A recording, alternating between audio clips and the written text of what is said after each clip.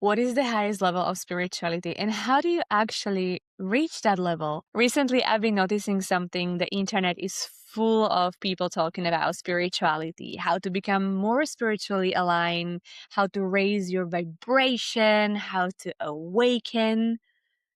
And usually the advice sounds something like this. You are spiritual if you meditate every morning. You are spiritual if you do yoga and breathwork. You are spiritual if you eat, clean, journal, and practice mindfulness. Some people say spirituality is praying or going to church or studying Bible. Others say it's connecting with the universe, the nature, or the higher power. And, some people believe spirituality is all about crystals, tarot, astrology, and energy healing. Many traditions around the world have their own practices, things like chanting, fasting, ritual, cold plunges, devotional singing. In so many ways, people define spirituality through the practices they do. And as I mentioned earlier, that could be meditation, prayer, yoga, mindfulness, breathwork. And these practices are often meant to help people to feel calmer, more connected, more aware of themselves and the world around them. And don't get me wrong, all of these things are beautiful tools and they can help you grow, regulate your nervous system, and really make you feel better.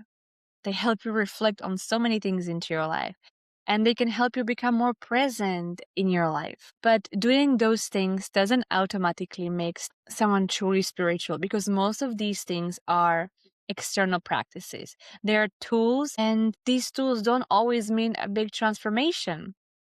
And at the same time, all these spiritual people pointing fingers at people who are not self-aware, who are not conscious, who are not spiritual, we judge them. There is a lot of judgment if people are not meeting our standard of spirituality. Like, for example, look at the politicians making decisions we disagree with.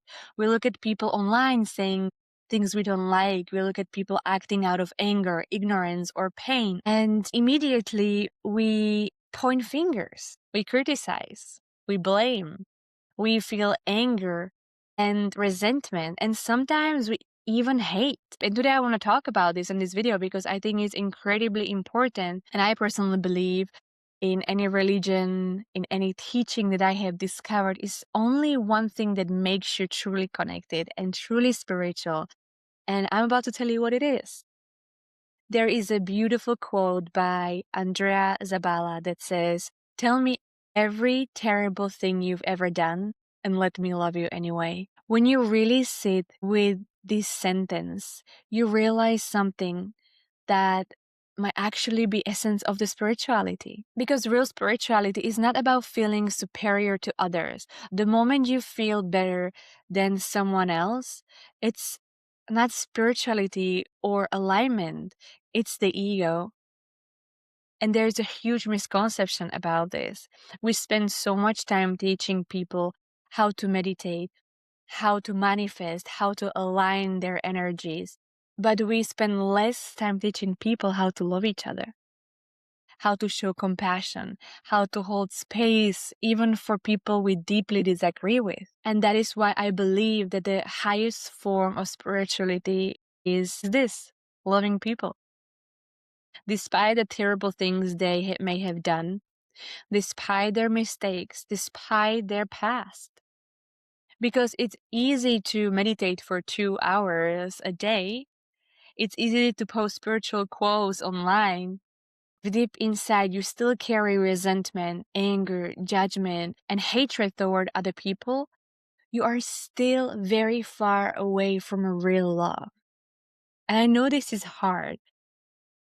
It's very hard to reach a place where there is acceptance, forgiveness, curiosity, and compassion. Because, of course, sometimes the people who hurt us the most, they did really terrible things. And, for example, maybe you look at the politics and you feel anger towards certain leaders. Maybe you had a family member who abused you physically, verbally. Maybe you had a partner who manipulated you, hurt you, or betrayed you. So the question for you becomes, How can you possibly love someone like that? Is why I personally believe this is the highest level of spirituality, because it's the hardest thing to do. The hardest thing in this world is to love someone despite what they have done to you.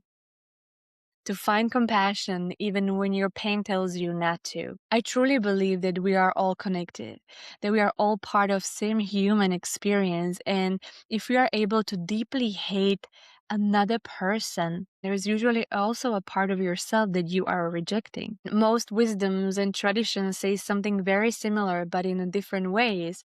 That life has a meaning, that we are connected, and that our purpose is to understand ourselves and our relationship with others and the world around us. And Peter Crone has this beautiful famous quote that says, "Life will present you with people and circumstances to reveal where you are not free." So in order to help you elevate your frequency, to feel more aligned, to feel free, to feel happy, you will be triggered by people until you choose not to. Every single person here on this planet has a role to play.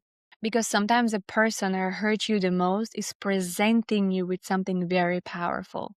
And that is an opportunity to look inside of yourself, to see where anger lives, where resentment lives, where injustice, pain lives, and slowly transform that into an awareness, into a compassion, into a higher level of consciousness. And that doesn't mean that you will tolerate abuse. It doesn't mean that you are going to stay in a harmful situation, but it means you will stop carrying the poison of a hatred inside of yourself. Because hatred only keeps you chained to the pain. And I can tell you that something incredible happens when you reach that state. When you can look at the someone who hurt you, and instead of hatred, you feel understanding. You become untouchable. Nothing can control your peace anymore. And for some of us, the peace is the only thing we want. For some of us, the peace is the only thing we desire. So please remember this. The love you're able to give others is always a reflection of the love you have for yourself. And right now, there is so much hate in this world.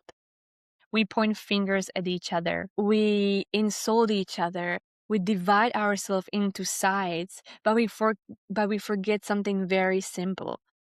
When you point one finger at someone else, 3 fingers are pointing back at you. And the moment you truly understand that we are all connected, something's changed, something's going to click, something's going to shift within you. Because when you hate another human being, in some way, you are also hating part of yourself. And the truth is, like, most of the people act from pain, from trauma, from subconscious, from the patterns, from not knowing themselves, not understanding themselves. Every person here is bringing something to this world. Sometimes it looks good, sometimes it looks bad, but somehow, in ways we may not fully understand, it all serves a bigger purpose. And we are all here to see and to find out what is the purpose of our being.